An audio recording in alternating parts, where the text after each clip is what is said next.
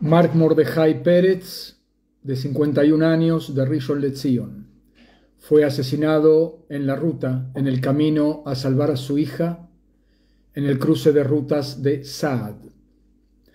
Oren Aharon Vaknin, de 45 años, asesinado en la fiesta de Reim.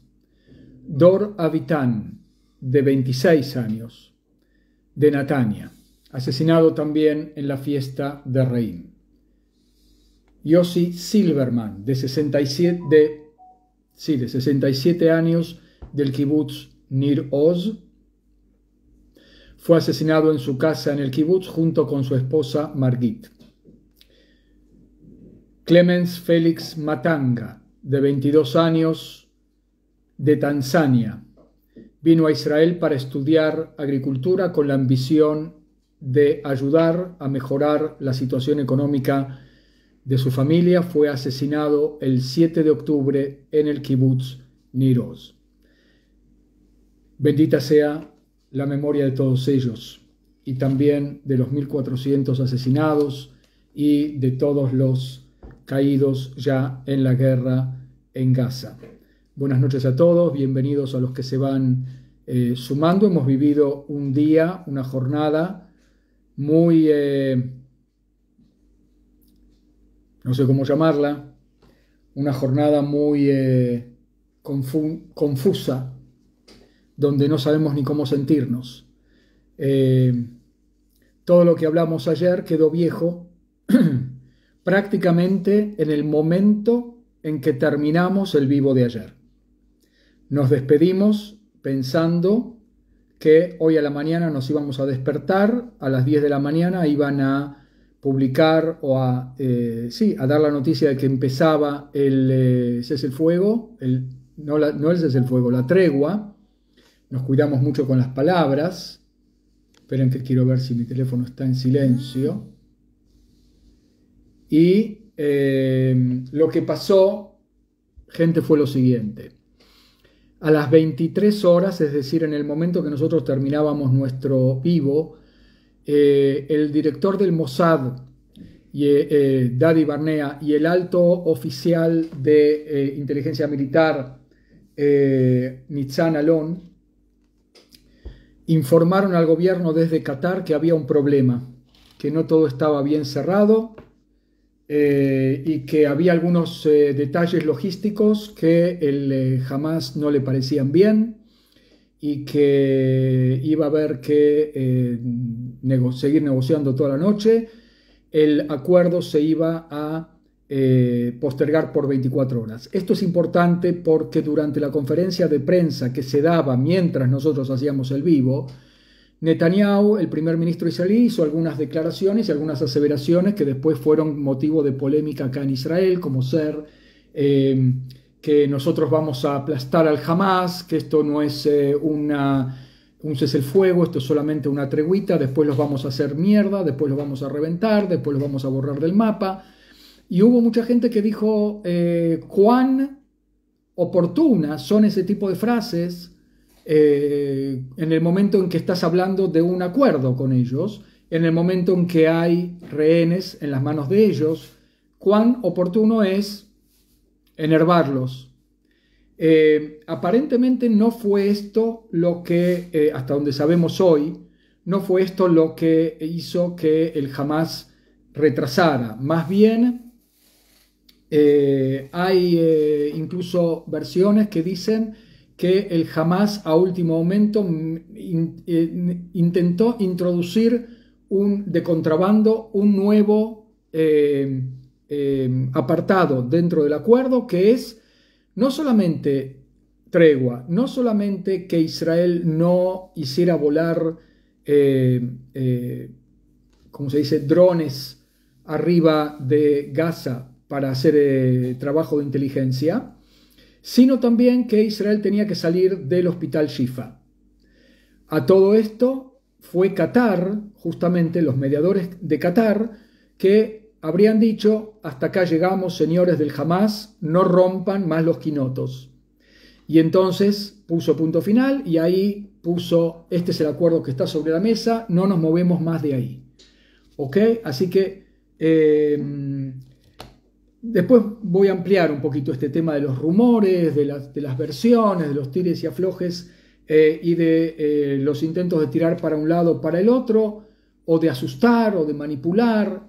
Esto está a la orden del día hoy todo el tiempo. Esto fue lo que pasó anoche. Después, durante toda la noche, fue que se ataron los cabos que había que atar desde el punto de vista de la logística, por dónde iban a pasar los rehenes, todo tipo de detalles por el estilo. Y entonces hoy más o menos terminamos también la jornada con una buena dosis de optimismo. G. Fisher, sí, el primer acuerdo estaba firmado, ¿ok? Y sigue firmado el mismo, ¿ok? No se modificó. Lo que parece que no se llegó a acuerdos en detalles logísticos de cómo implementarlo, ¿ok? Bien, segundo tema. ¿Cómo entonces va a ser? Tenemos algunos otros detalles que nos permiten no repetir exactamente lo que dijimos ayer. ¿Por qué? Porque mañana a las 7 de la mañana, hoy era a las 10 de la mañana, es decir, sí hubo algún tipo de modificaciones, ¿ok? A las 7 de la mañana va a entrar en vigencia el cese el fuego. A diferencia de ayer, que no se sabía a qué hora iban a ser liberados los rehenes, mañana van a ser liberados a las 4 de la tarde. Bien, 13 liberados, 13 rehenes que van a ser niños, que van a ser niñas, que van a ser sus madres. Aquellos niños que tienen madres no van a ser separados de sus madres, es decir, las madres que tienen hijos raptados con ellas van a salir juntos, no se van a separar. Y todos,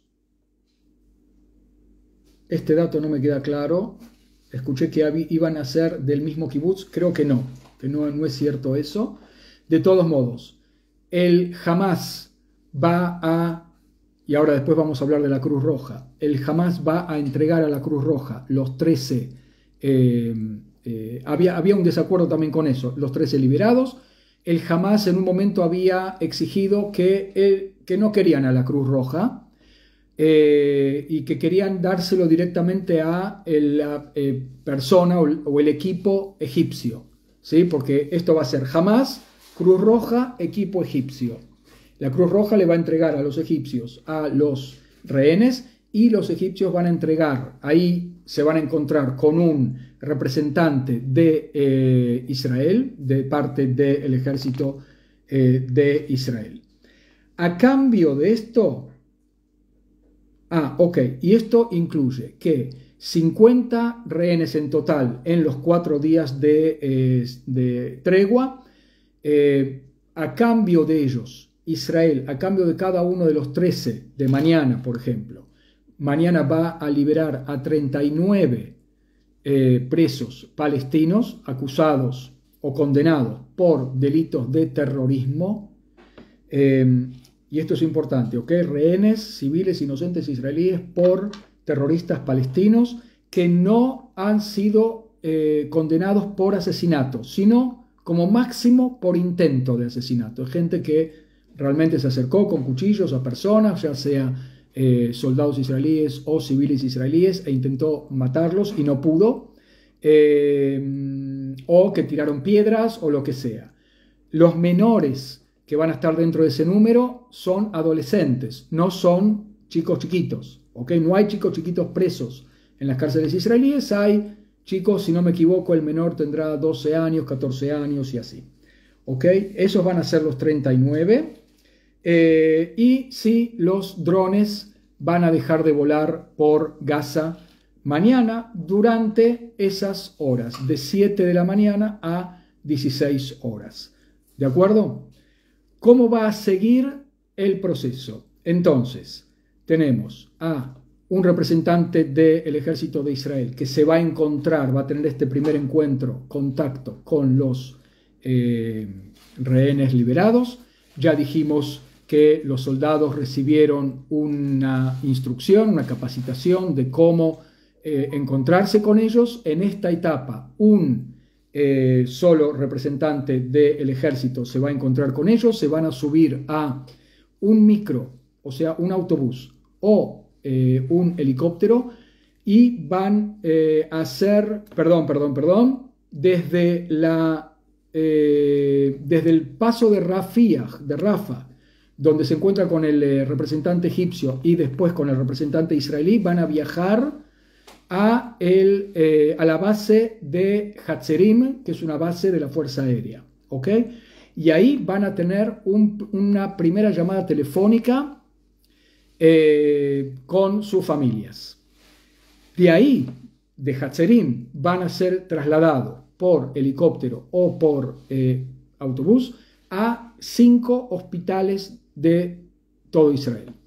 Y allí van a entrar en un predio separado del resto del hospital, van a estar aislados, van a recibir atención exclusiva y ahí es donde se van a encontrar con sus familias y van a tener un primer interrogatorio, una primera charla con representantes del ejército, pero solamente, o del Shin Bet, pero solamente los adultos, no los niños, ¿ok?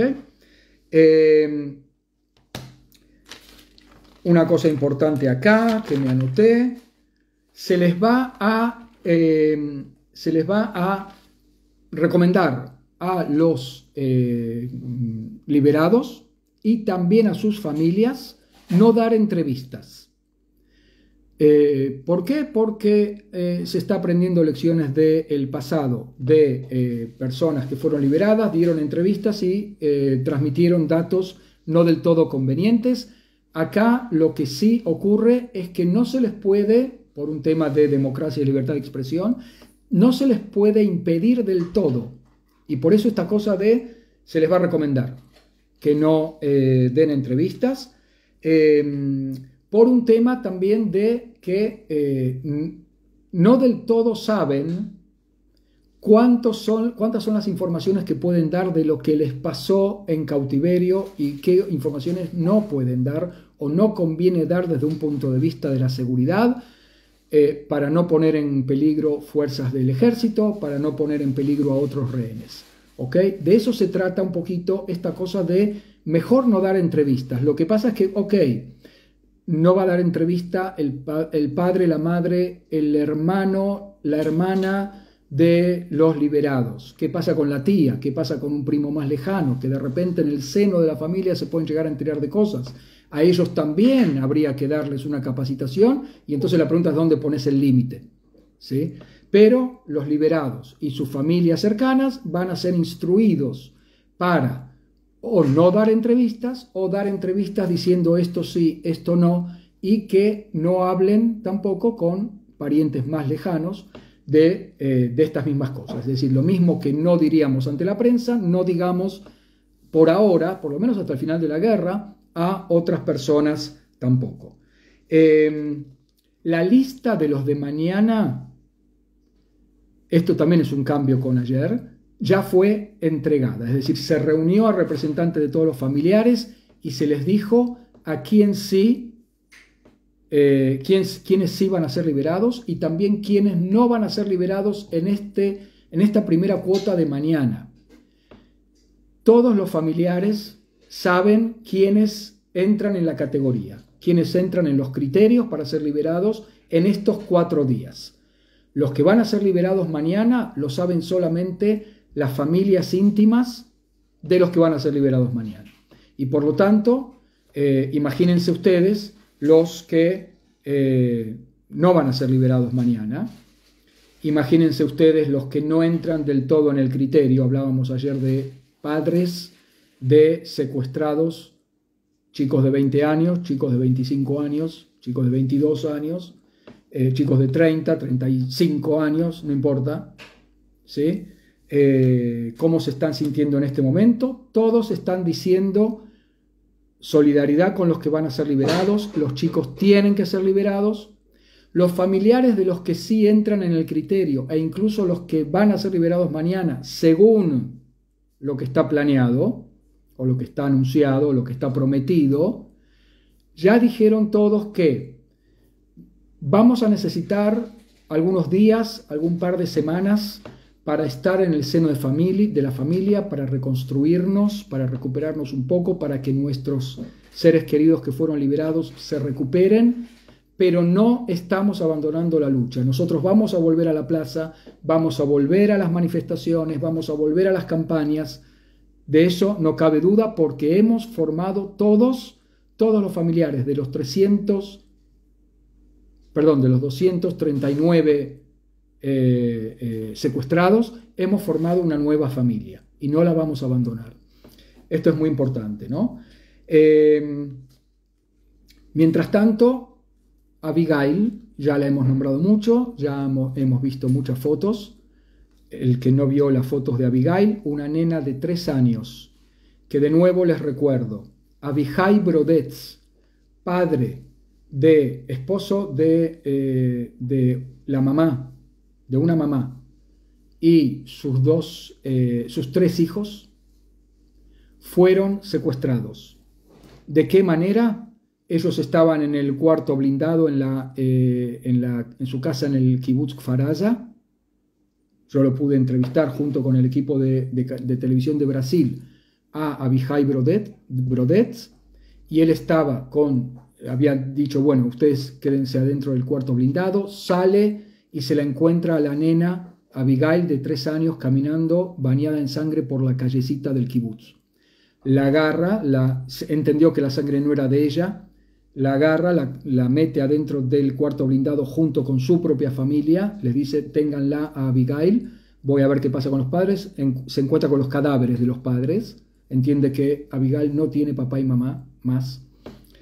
Y Abigail es secuestrada después cuando él vuelve, él salió para tratar de rescatar a otras personas, cuando él vuelve se encuentra con que no estaban ni su esposa, ni sus 3 hijos, ni Abigail, y no había señales de violencia, quiere decir que se las habían llevado. Después, por supuesto, a esta conclusión y esta información se llega después, y están todos raptados en Gaza.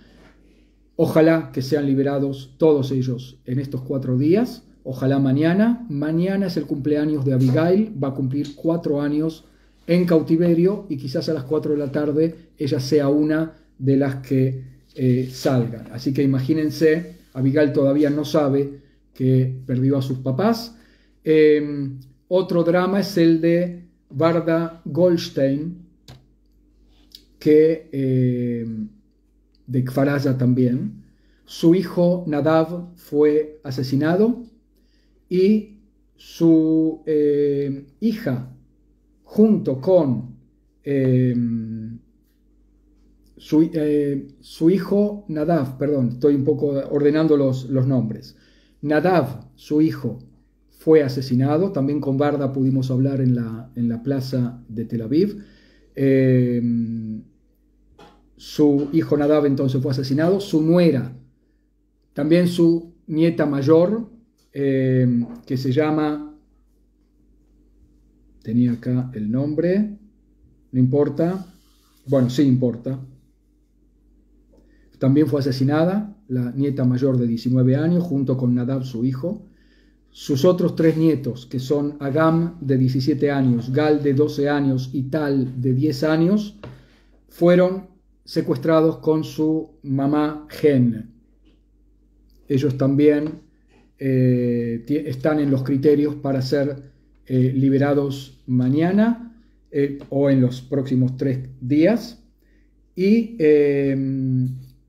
a Abigail la espera Smadar y Roí, sus padres, la familia Idán, fueron asesinados, pero Amalia y Mijael, Amalia de 6 años y Mijael de 8 años, están esperándolos con su abuelo y su abuela, ¿ok? Que ahora van a ser criados por ellos, si pueden. La verdad que no me consta si los van a poder criar del todo o si van a necesitar ayuda.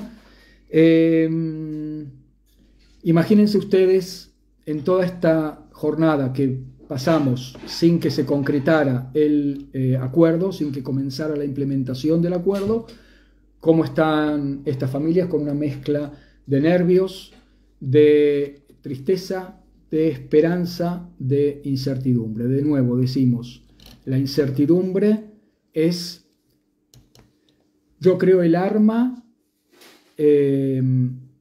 principal del Hamás en esto. Y yo les dije ayer una frase que hoy se empezó a cumplir, que es: nos van a volver locos a todos. Porque la pregunta es, ¿qué va a pasar si hay violaciones al acuerdo? Violaciones al acuerdo que pueden ser, estamos en tregua, pero el Hamás lanza cohetes a Israel. Tienen que liberar entre 10 y 13 por día. ¿Qué pasa si liberan 9? Israel ya les advirtió: cualquier número de rehenes liberados menor a 10 va a ser considerado una violación al acuerdo. ¿Y qué va a hacer Israel con esa violación? ¿Va a decir, no, reanudamos los ataques cuando faltan otros 30 a ser liberados? ¿O 40? Si eso ocurre mañana. ¿Y qué va a pasar si en el cuarto día, uno de los apartados del acuerdo,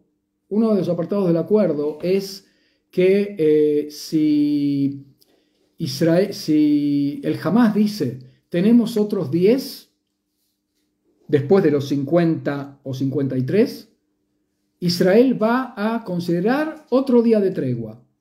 Cuando, antes de que lo diga, antes de que lo demuestre, va a dar la tregua y después va a ver si se le entregan los otros 10. Pero digamos que llegado el momento de liberar a esos 10, Hamás dice, ups, perdón, encontré de esos 10 solamente 5. ¿Qué va a hacer Israel? Los otros 5 ya están en camino, ¿eh?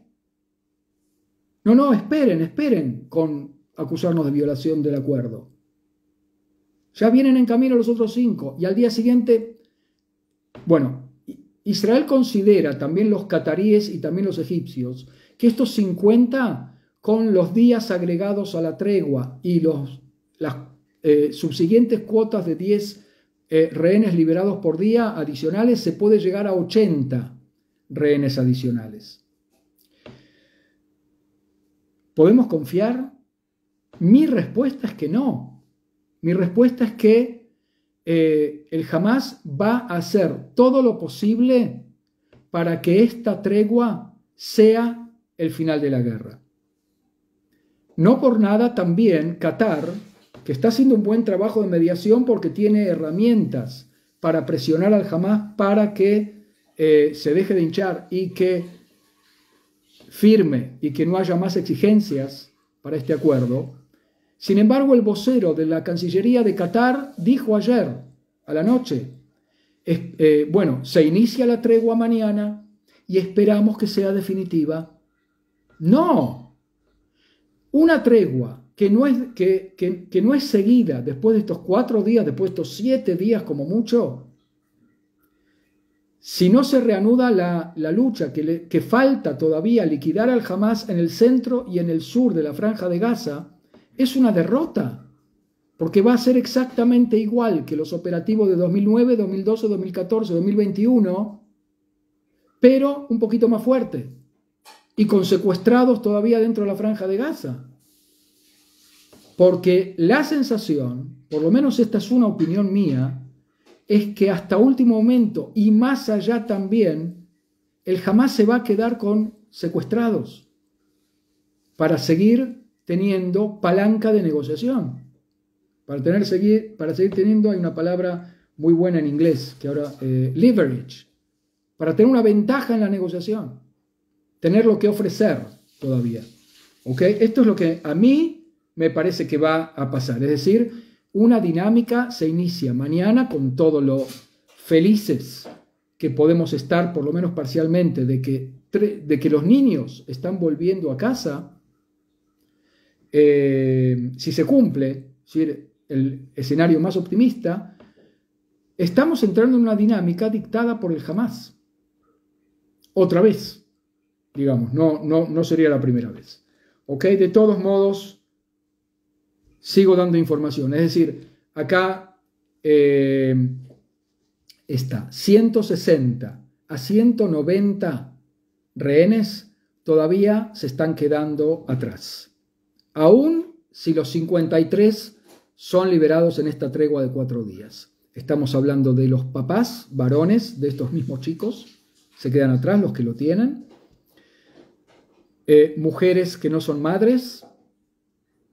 En estos otros 30 se podrían incluir a mujeres que no son madres, entre ellas adultas y adultas mayores, o mujeres jóvenes de más de 18 años, ancianas y ancianos, bueno, en esos 30 digo, pero los que se están quedando atrás y que no entran en los criterios son, por ejemplo, los soldados que están secuestrados, que son, no sé si son varias decenas o cuántos, ¿sí? Los ancianos que están enfermos, ¿en qué estado estarán? Confiamos en que algún tipo de cuidado médico les estarán dando porque les conviene a ellos. De nuevo, los quieren seguir usando como carta de negociación, como moneda de intercambio. Entonces, bueno, hay algún tipo de optimismo, pero ¿cómo los tienen? ¿Cómo se mantienen anímicamente? ¿Cómo se alimentan? Etcétera, etcétera. Es decir, bueno, y ahí yo quiero introducir una de las cosas que también tienen que ver con cómo se está manejando la información a nivel mundial. Tenemos una ventaja hoy en día en el mundo moderno que se llama las redes sociales y tenemos una desventaja en el mundo moderno que también se llaman las redes sociales. Y una de las cosas es, por ejemplo, este rumor que salió sobre una mujer tailandesa que habría sido secuestrada en estado de embarazo avanzado y que habría tenido familia en cautiverio.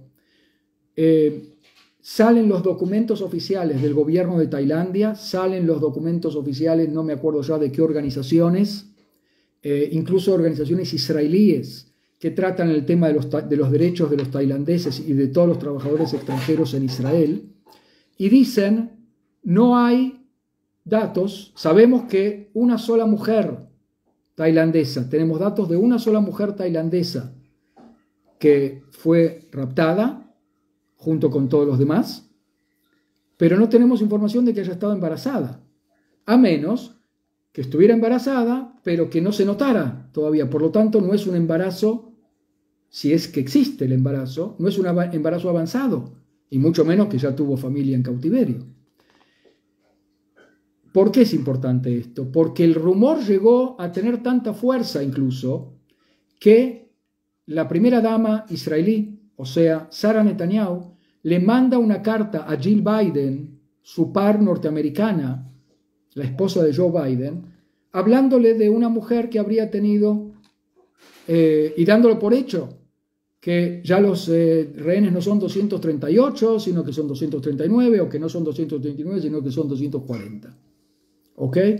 Esto por el momento, hasta que no sepamos con mayor seguridad, esto no quiere decir tampoco que es falso, ¿sí? Quiere decir que no se sabe, que no se tienen datos concretos de que haya una mujer embarazada que tuvo familia en cautiverio, ¿ok?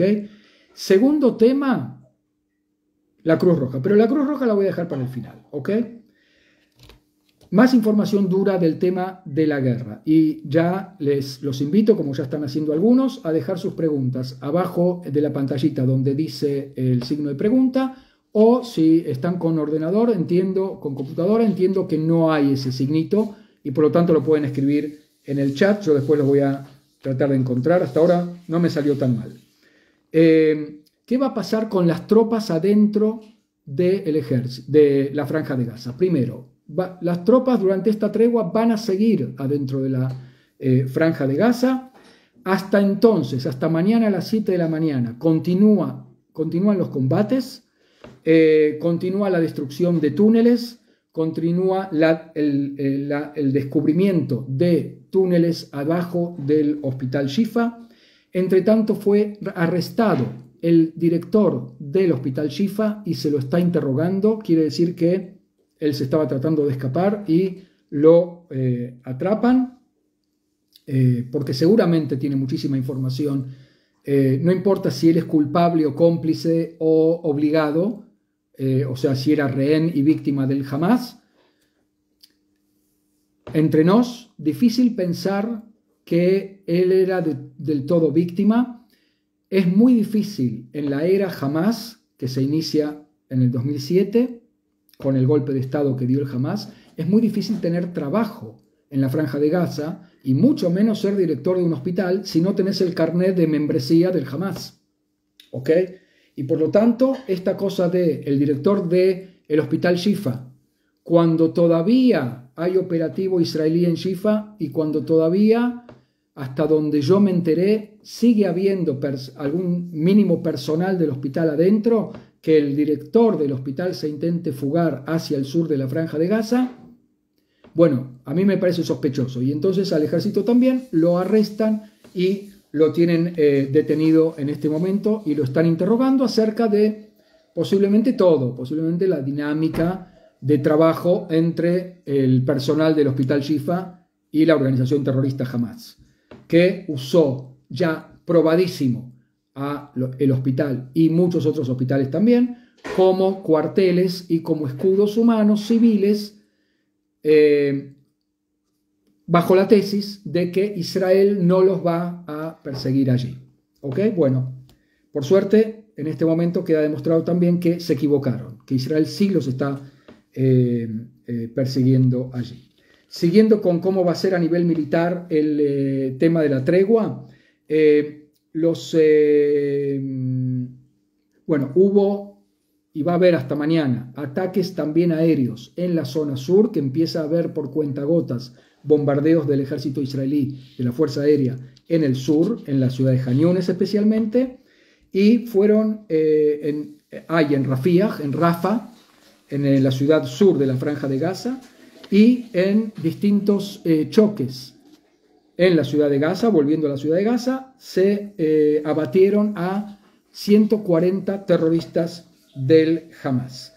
En la tregua, el ejército israelí va a detenerse en las líneas de defensa, que son defendibles y seguras para seguridad de los soldados, es decir, que los soldados no corran ningún riesgo allí. Va a haber salidas de parte de las tropas para descansar, para renovarse y volver, es decir, comer comidita de mamá en esos días, y volver a unirse a la lucha. No se va a permitir el movimiento de gazatíes entre el norte y el sur. Puede haber gente que quiera volver a su casa en la ciudad de Gaza. Puede haber terroristas que quieran infiltrarse a la ciudad de Gaza para engrosar las filas de los batallones que quedaron ahí sitiados. Puede haber cualquier cosa. Israel está bloqueando lo más posible todos los pasos. Ya les conté que habían descubierto un túnel que pasaba del norte de la Franja de Gaza hacia el sur de la Franja de Gaza, pasando por el hospital Shifa y otros túneles. Los han bloqueado totalmente. ¿Ok? ¿Qué más?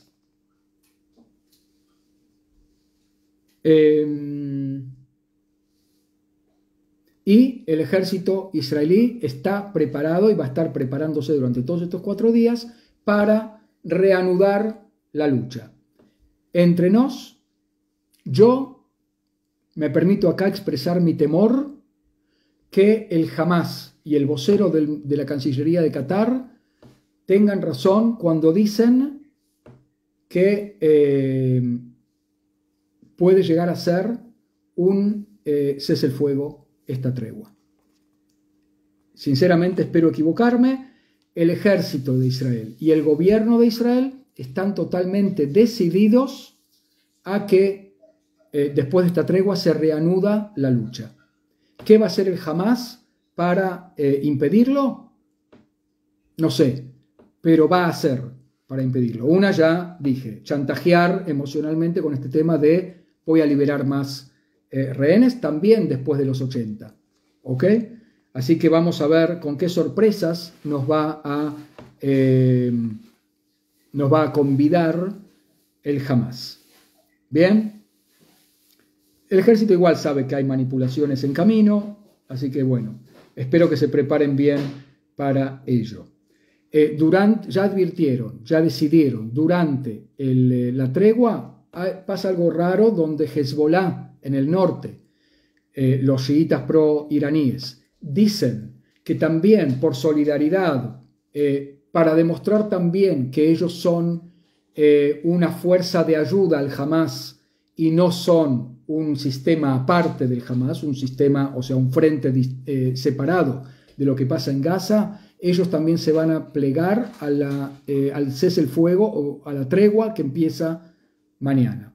Israel les advirtió, todo lo que quieran, pero nosotros, como no los consideramos parte de la misma guerra, nosotros no estamos comprometidos a esa tregua en el norte. Así que cuídense con lo que hagan. ¿Está bien? Mientras tanto, lo que ocurrieron dos cosas. Una, que la tregua se postergó en 24 horas. Otra, que Israel ataca a una casa desde donde se habían lanzado misiles del Hezbollah y mata a 5 terroristas de Hezbollah, entre ellos al hijo de un alto comandante de Hezbollah en una aldea que se llama Beit Yahun. Y entonces el Hezbollah responde a su vez con 22 ataques con cohetes y proyectiles antitanques, etc. ¿Tá? Es decir, en total alrededor de 140 proyectiles, y yo ya vine explicando en muchos vivos anteriores este tema de la escalada que tiene vida propia, una dinámica que tiene vida propia. Cada vez el Hezbollah lanza más, cada vez Israel le responde más fuerte porque quiere tener, como se dice acá, the upper hand, la ayada elioná, no sé cómo se dice en castellano, es decir, salir ganando de cada vueltita, y esto lo dicen también incluso representantes del ejército en televisión o analistas militares, dice, y es importante ganarles, es decir, darles un golpe más fuerte del que ellos nos dan a nosotros. Pero entonces si los dos piensan lo mismo, entonces la escalada ocurre por sí misma. ¿Está bien? Está diciendo Manu que me acabo de sumar. ¿Qué pasó con los rehenes? ¿Ya los liberaron? No. La respuesta es que no, que se postergó en 24 horas y además no hay una cosa global de que los liberaron a los rehenes, sino que se van a liberar por cuotitas, un máximo de 50 rehenes, y los primeros 13 ya está la lista. No sé si lo nombré eso, los familiares ya saben, los que van a ser liberados, sus familiares ya saben que ellos van a ser liberados, los están preparando, los están acompañando psicológicamente, eso no lo nombré antes, es importante. ¿Ok? El mismo Daniel Hagari, el portavoz del ejército, dice, nada está cerrado. Es lo que yo también dije con mi frasecita no muy formal, nos van a volver locos. Que ahora haya más optimismo que ayer, porque ya están todos esos últimos detalles cerrados, no quiere decir que mañana nos levantemos y nos digan otra vez hubo que postergarlo por 24 horas. ¿Está bien? Entonces, calma.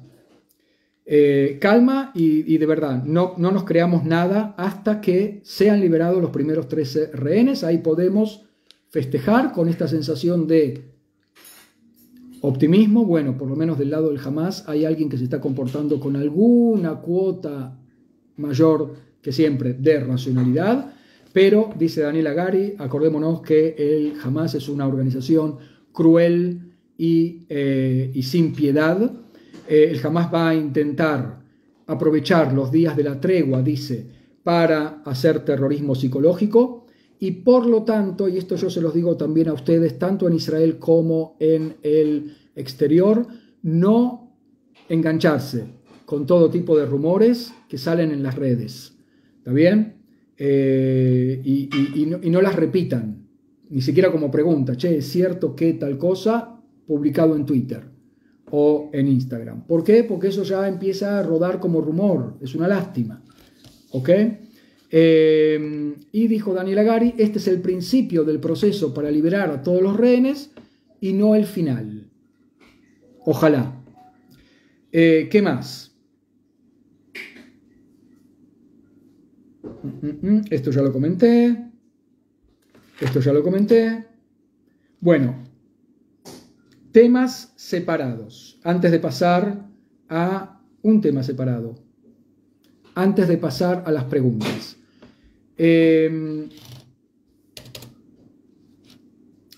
Una oficial. De nuevo, las mujeres, atención con las mujeres en el ejército israelí, ¿ok? Hay un claroscuro, hay algo bueno y hay algo malo con esto de las mujeres.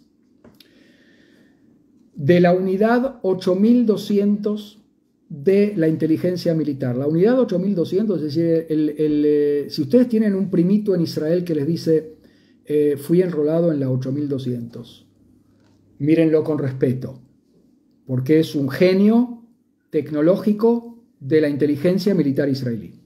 ¿Ok? Así de fácil. Una oficial de la inteligencia militar israelí de Amán, como se la llama acá, un mes antes, y estas cosas se van a empezar a revelar a rolete después de la guerra, dice, advirtió, ella detectó, supongo que con su equipo de monitores, que en general son monitoras, también soldadas, una gran maniobra, una gran práctica militar del Hamas que ya se veía como una invasión en puntos múltiples de salida de la Franja de Gaza, como una invasión a Israel. Y entonces va a su comandante, y con su comandante van a un altísimo comandante que ya no era de la unidad a la que ella pertenecía, sino a otra unidad, pero que era relevante para seguir transmitiendo esto, para tomar decisiones. Él escucha y responde, es una fantasía, déjense de embromar. Son fantasías. ¿Ok? Hasta acá lo que se reveló. Por supuesto, periodismo serio, acuden al ejército israelí, le preguntan por esto, y el ejército israelí, lejos de desmentir esta noticia, esta información, dice, todo se va a investigar después de la guerra y no se preocupen. El no se preocupen lo agregué yo, pero dice el ejército israelí, hasta el último detalle se va a investigar, hasta las últimas consecuencias y hasta las últimas responsabilidades. Por un lado está bien, por otro lado la noticia en sí es malísima, y alguien ahí en el programa noticioso central de la televisión dice, y no es casualidad que siempre sean mujeres, porque son el brillo, son el oro, son las perlas de nuestro ejército, de nuestras fuerzas de inteligencia, son las más genias. Bueno, hay un montón de elogios a las mujeres. Y la conductora, que también mujer del programa, le dice, sí, con una condición, que les den pelota, que les presten atención. Vamos a ver si esa lección también se aprende. Dice, me permito citarla con nombre y apellido, que también tiene bolas, también tiene audacia y pelotas, que se llama Yonit Levy. ¿Ok? Muy buena respuesta. Así que esto es el claro oscuro. Sí, mujeres son genias, esto es todo, es cierto, pero también es cierto que hay hombres oficiales por encima de ellas en la cadena de mandos que las ningunearon. Saquen ustedes sus propias conclusiones. Preguntas y después, sí, les prometo, no me olvido, pasamos al tema de la Cruz Roja y un temita con el Papa también, así que yo quiero ver preguntas. Jack Fle. ¿Será Jack Fleischer? Qatar es supuesta... ¿Cómo te va primero? Qatar es supuestamente tan cómplice de Hamas como Irán. ¿Cómo es que no se apunta tan vehemente a Qatar como a Irán? Son la misma cosa. Respuesta contundente, sí, tenés razón. Pero Qatar, a diferencia de Irán, que es muy, muy coherente en su odio, Qatar es veleta. Y entonces en este momento, Qatar quiere quedar bien con todo el mundo. En el fondo son asesinos, hijos de ya sabes qué.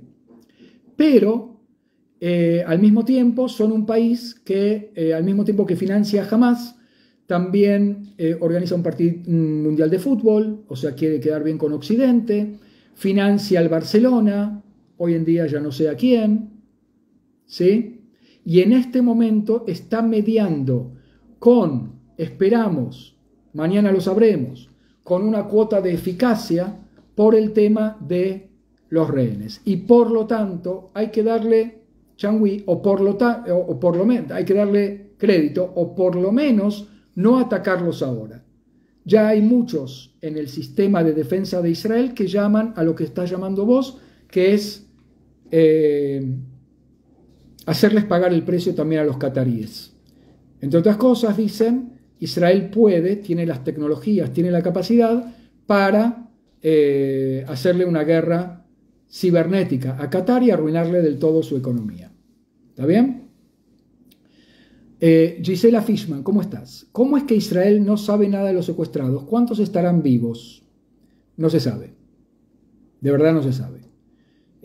Los del Hamas ya se han convertido en un ejército, también desde el punto de vista de la inteligencia, no son ningunos boludos, ¿ok? Israel intenta todo el tiempo, ¿ok? Pero no sabe del todo ni dónde están, ni cuántos están vivos y cuántos no, en qué estado se encuentran, no se sabe nada. Tami Benkis, ¿cómo te va? ¿Crees que esto está saliendo como jamás lo planeó o que esperaban más apoyo de países árabes? No sé a esta altura si el Hamas sigue esperando apoyo de los países árabes. Los países árabes los odian. Yo creo que el Hamas sabe que los países árabes los odian. Son los hermanos musulmanes. La hermandad musulmana es la organización que más problemas les trajo al mundo árabe a la hora de alinearse con el que tocara, especialmente con Occidente. Además que odian a los palestinos de por sí. ¿Por qué pensás que ni Jordania ni Egipto, con todo lo que se solidarizan de la boca para afuera con los palestinos, no abren sus puertas para refugiados? Hay 1 millón de desplazados dentro de la Franja de Gaza. ¿Qué pasa con los países árabes que no los ayudan?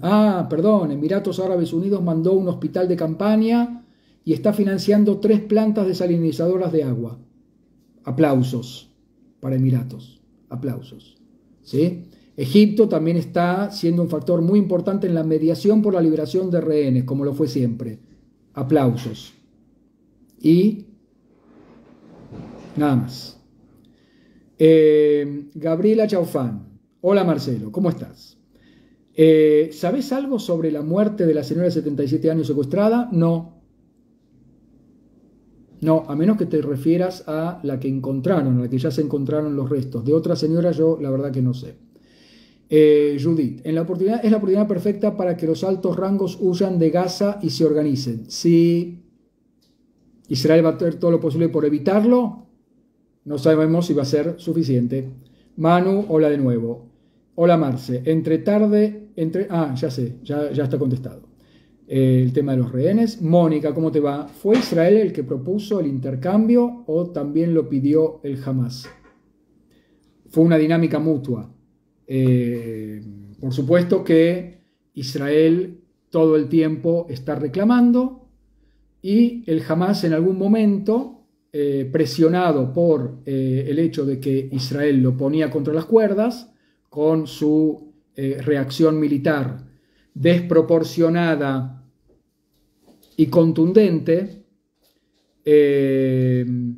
o sea, la hipótesis es que el Hamas sabía que Israel iba a reaccionar, no se imaginó que tanto, ni tan a fondo, y que no iba a tener tanto plafón y legitimidad internacional. Y por lo tanto, la hipótesis hoy en día, la lectura hoy en día, es que sí tuvo razón el ejército y los que sostenían esta hipótesis de que la opción militar era lo primero para posibilitar crear un colchón de oportunidad para que el Hamas propusiera o se aviniera a un acuerdo de intercambio. ¿Quién fue el primero? Es como es como hacer la pregunta de quién pateó a quién en una pareja, ¿sí? Así que técnicamente no sé quién fue el primero que mandó, Lo que sí sabemos es que Qatar y Egipto estuvieron todo el tiempo pinchando a las dos partes para que haya una propuesta de acuerdo de intercambio. Tami, ¿cómo te va? Colo, ¿por qué algunos rehenes están en poder de la Jihad? No sé, no sabemos, pero es cierto que el Hamas dice que tiene 210 rehenes y que la Jihad Islámica tiene a los otros 30. ¿Cómo llegaron a sus manos? Yo no tengo la menor idea. Quizás el ejército y la inteligencia militar ya sí saben. Quizás fue un acuerdo previo entre el Hamas y la Jihad Islámica. Quizás fue que el Hamas le pidió ayuda a la Jihad Islámica para alojarlos. No sabemos. O que quizás nos enteremos el día de mañana que la Jihad Islámica también estuvo en la invasión del 7 de octubre y que también se llevó rehenes. Por ahora eso no se sabe. ¿Ok? Otra pregunta de Jack. ¿No crees que esta tregua se aproveche para incrementar los ataques de Hezbollah para que Israel dentro de 4 días no sea tan fuerte en Gaza? No entendí demasiado la pregunta. En principio Hezbollah había anunciado que se plegaba a la tregua, lo llaman incluso UDNA, una palabrita que ya habíamos escuchado en otra ocasión, que es una tregua realmente en el lenguaje del Islam. Que es una tregua hasta que podamos vencer al enemigo, ojo con esa palabreja, pero vamos a ver, es decir, Israel les dijo, olvídenlo, no hay tregua con ustedes, el acuerdo es con Hamas, no con Hezbollah. Había otra pregunta también de G. Fisher. ¿Israel no pide garantía que los secuestrados todos estén con vida? Y sí, como siempre se hace, pero el Hamas no larga prenda. ¿Tá? Voy a ver más preguntas. Mónica también pregunta, ¿no había espías israelíes en la franja antes del ataque? Acordate que en 2005 Israel sale de la franja de Gaza y por lo tanto el trabajo de inteligencia se hace más complicado. Es cierto que la mayor parte de los informantes, tanto en Gaza como en Cisjordania, son palestinos mismos. No son los de Fauda. ¿Ok? Es decir, a veces los de Fauda se disfrazan de árabes para entrar a hacer un operativo en particular. A veces entra Doron, se hace pasar por árabe y se queda un año adentro de una comunidad árabe. Pero esto es lo que menos pasa. Lo que más pasa son informantes de los propios palestinos a los que se les paga una suma determinada, que son reclutados bajo algún tipo de excusa o porque quieren ideológicamente ser informantes o porque quieren, por un tema de mantener a su familia, ser informantes, a riesgo muchas veces de su propia vida y por eso muchas veces son como apretados por los servicios de inteligencia israelíes. En el momento en que Israel sale de la franja de Gaza, ya es más complicada la comunicación con esos informantes. ¿Está bien? Y por eso también se debilita la cantidad de información que puede tener Israel, a pesar de que no es nula. Al contrario, hay informantes, hay espionaje aéreo, muchísimo, pero no sabemos cuál era la dimensión de ese espionaje. ¿Está bien? No sé si me queda alguna pregunta más. Déjenme que me fije.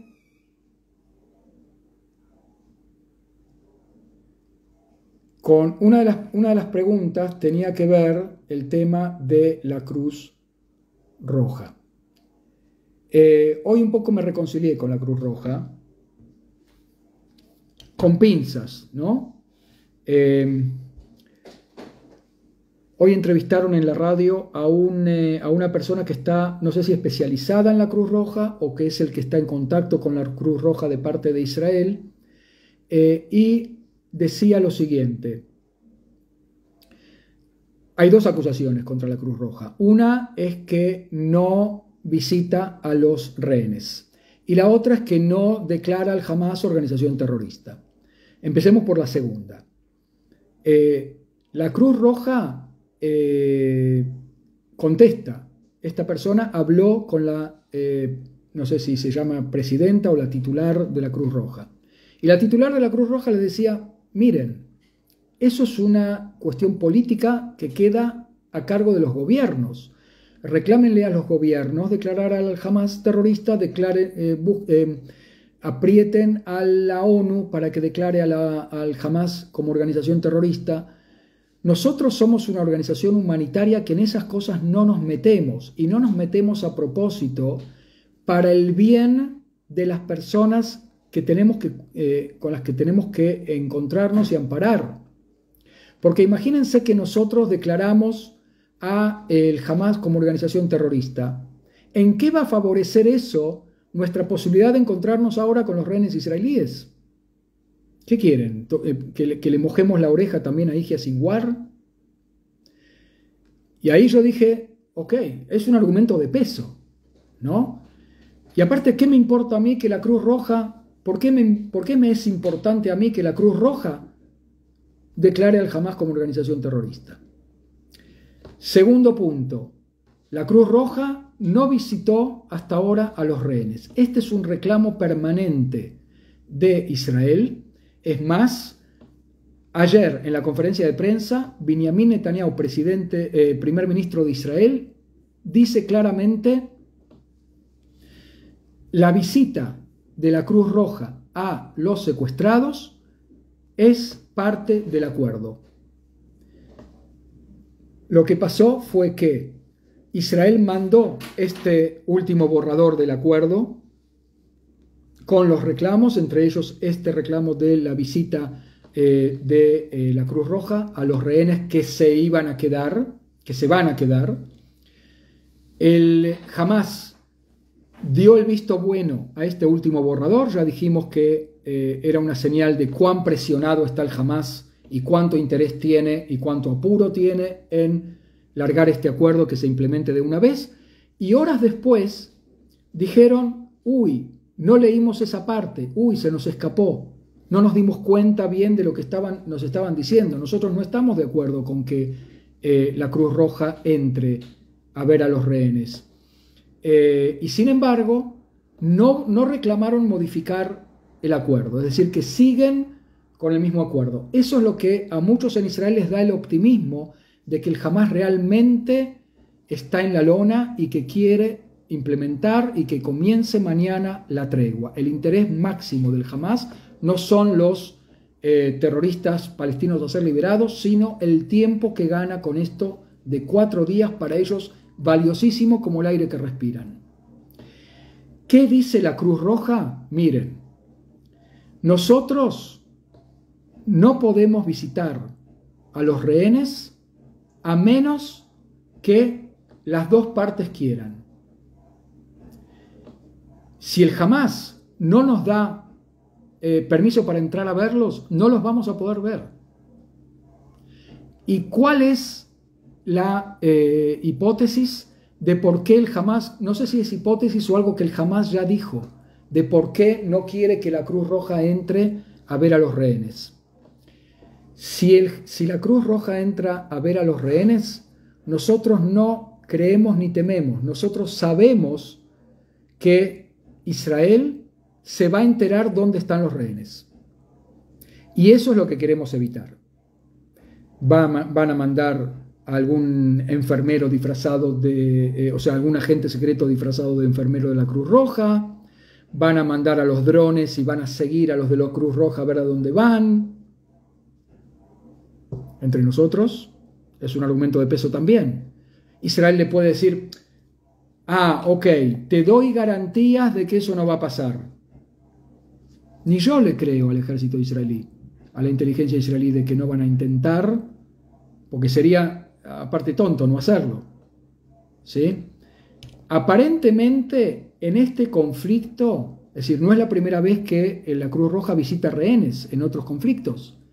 Este conflicto parece que tiene sus particularidades en cuanto al tamaño de la región en la que estamos, y que por lo tanto es mucho más difícil esconderlos y es mucho más fácil para el ejército hacer inteligencia de dónde están los rehenes. Y por eso dice la Cruz Roja y dice también el Hamas: acá la Cruz Roja no entra.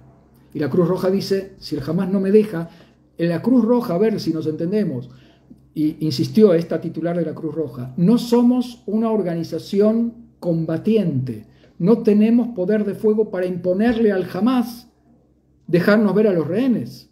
Porque uno dice, ¿cómo? ¿Pero por qué la Cruz Roja no visita a los rehenes? ¿Por qué no le imponen a los del Hamas? No pueden. No tienen con qué imponerle nada al Hamas. ¿Está bien? Eso por un lado. No sé si hay alguna pregunta sobre esto. ¿Por qué tanta diferencia de horario entre el cese del fuego y la entrega de rehenes? No sé. Buena pregunta. Ayer era menos. Se hablaba de que a mediodía iban a liberar a los rehenes. Mañana empieza a las 7 de la mañana la tregua y recién a las 4 de la tarde se liberan los rehenes. ¿Se sabe algo de los 5 rehenes rescatados anteriormente? No. Están en su casa, calladitos. Por ahora han decidido, según lo que vemos que el ejército les recomienda, no dar entrevistas. ¿Dónde liberan a los palestinos? ¿Cuál es el procedimiento? No se publicó. Yo no sé si va a ser en autobuses, como es la tradición, y a dónde los van a llevar, ni nada. ¿Qué hay de cierto? Y en este caso sí, la Cruz Roja los va a ver, porque Israel no es el Hamas. ¿Está bien? Y además porque el Hamas no necesita averiguar dónde están. Eso es un dato conocido. No es simétrica la situación, eso es lo que quiero decir. Y hablando de simetría, enseguida pasamos al Papa. ¿Ok? ¿Qué hay de cierto en que las fuerzas de Israel están inundando los túneles? No sabemos nada. Contame, porque esto tiene que ver otra vez con lo que hablábamos antes de versiones. De un lado y del otro, que circulan por las redes como rumores. No se enganchen con rumores, no nos están contando de ningún tipo de inundación. ¿De dónde traen el agua para inundar? Bueno, podrían traerlo del mar. La parte técnica no sería problema. ¿Dónde liberan las palestinas? Esto ya lo vimos. Se me va para arriba y para abajo el chat. Ok. ¿Se tiene el número estimado de cantidad de terroristas? No. De cantidad de terroristas que están en la franja de Gaza. El ejército sabe más o menos. De los rehenes estamos hablando de 150 en total. A razón de 3 palestinos terroristas a ser liberados por Israel por cada rehén que libere el Hamas. Es decir, 3-1. Esa es la relación. Bueno, nada más por ahora. Si hay más preguntas, sí, espérate, hay un... No, pensé que había más preguntas.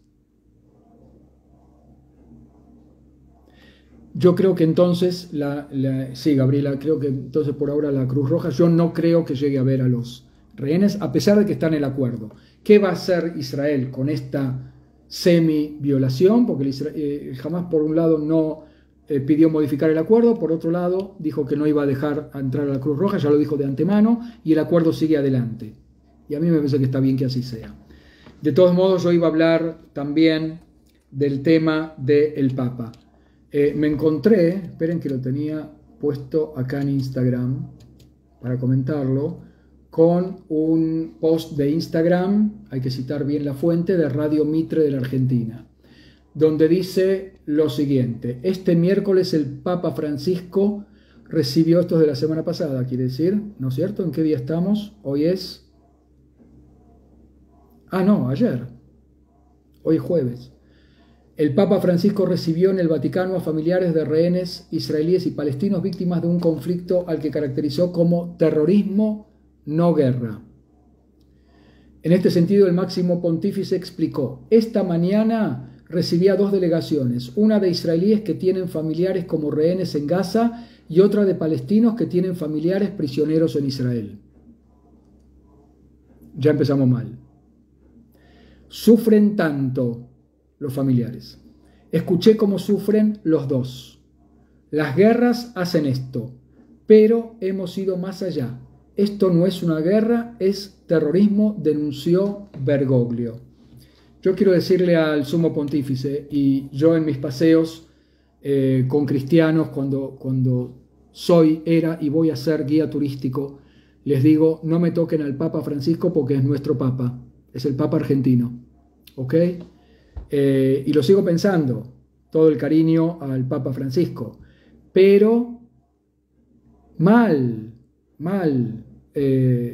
su santidad, muy mal, muy mal. Usted está equiparando y haciendo un paralelismo, si quieren díganme ustedes lo que piensan también en el chat, entre rehenes civiles inocentes israelíes entre 3 años de edad desde mañana 4, perdón, y me estoy olvidando de Kfir, de 10 meses, un bebé con nacionalidad israelí y argentina, dicho sea de paso, su santidad, igual que usted, a 85 años de edad.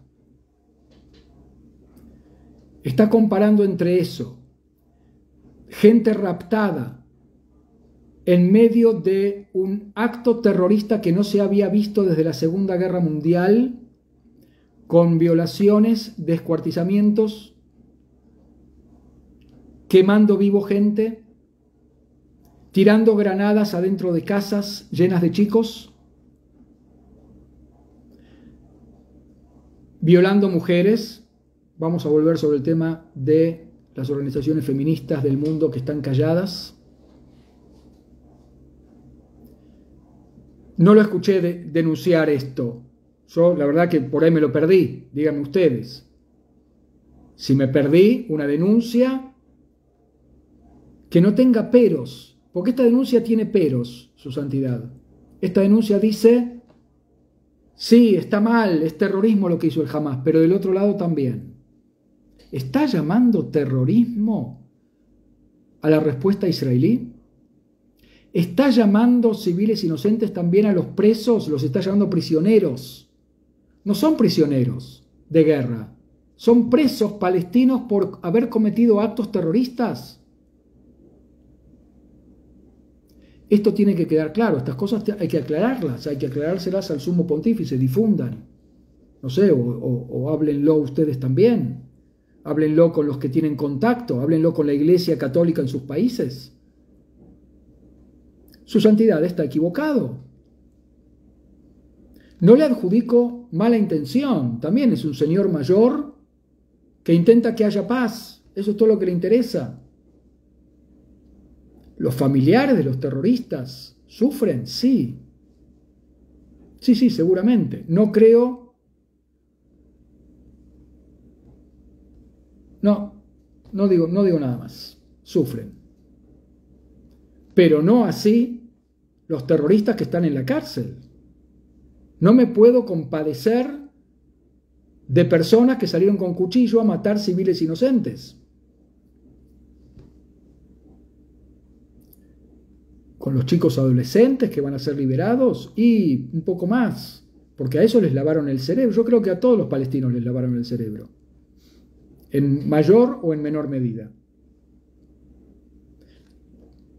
Creo que en mayor o menor medida, muchos, no todos, muchos son víctimas de la ideología islamista radical que dice los judíos no pueden tener soberanía y están profanando la tierra palestina, la tierra musulmana, desde el momento que crearon un Estado judío de una religión que ya había sido cancelada por Mahoma.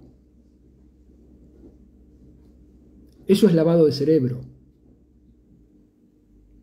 Eso es Islam radical, que hizo carne del Medio Oriente, mezclando las visiones yihadistas del Corán, que existen, y de los hadices, que existen, pero que durante mucho tiempo, con altos y bajos, había sido dejado de lado o no enfatizado tanto por el establishment islámico troncal. Y hoy podemos hablar de un Islam no radical, pero que en el siglo XX se mezcla el énfasis vuelto a ser puesto de manifiesto en la práctica musulmana con ideología antisemita nazi importada de Europa, donde se los acusa a los judíos, en este caso a Israel, de ser la reencarnación del diablo o de ser el diablo directamente.